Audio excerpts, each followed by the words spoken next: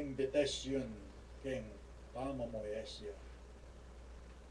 Ana abe kuanan mune inkluma mo at kwaderno, dalan mula pati na yang pamyalungan mong salindro. Maglakbe kaking taldawa, maintun matimti manabiyo, at kabudsinig poing diwa, ibugnos mo'y kekangagyo.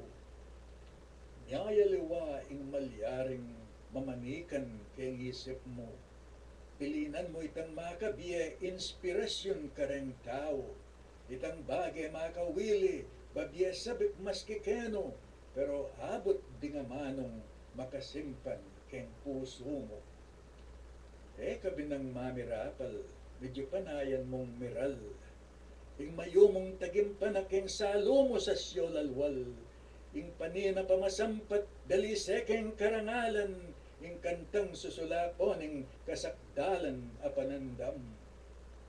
Sadya mo lareng rima mo, balwat mo ng pagmayapsang, pitsuran mong keng kang biga maglawiwing maleparan, mataklayo na pwesto ng durumdong kakengyato, ing mipakdemong kaladwa matas pakeng kangatao.